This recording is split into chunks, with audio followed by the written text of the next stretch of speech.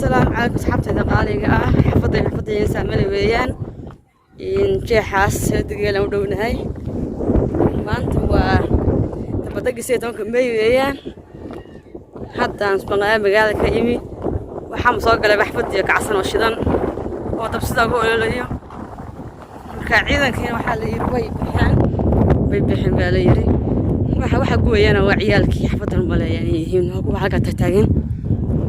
سيرت قال ويا كا يجي حاله ورتري كذا غسيل كذا غسيل هذا كاسة أصحابي تنو عصبتها سبسكرايب تا ونكي إن شاء الله سودا بعد لأن هاي سمرتيانينا وحقا شقيق كمل مل وندانا سوقا كيمي ويعصبها حيقصانا هاي أنا سأكل مشي. Somaliland dabadegi saas u noqda xagna in laga dabadego xagna laga mudaharaado wallahi la subhanahu wareer bay keentay wareer halkan oo magaalada subhanahu weeyaan saacay soo dhawaada maanta eedin May bay ku beegneed marka ayaguna qashin gubeyaan xag waa gurayaan xafad saamilay weeyaan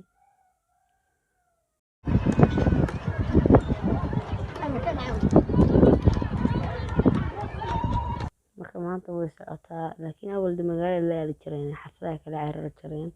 maanta xafadii way nagu soo galeen wixii qashin ku jiray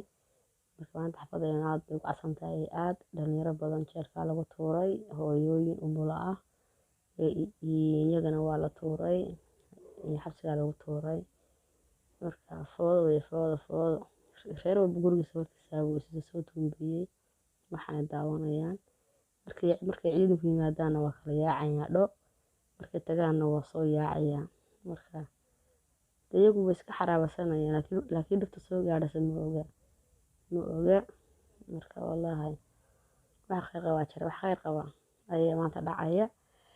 laakiin awal laamigii magaaladaas ay aadi jireen xaafadaha bay kala carari jireen maanta xaafadihii bay la soo galeen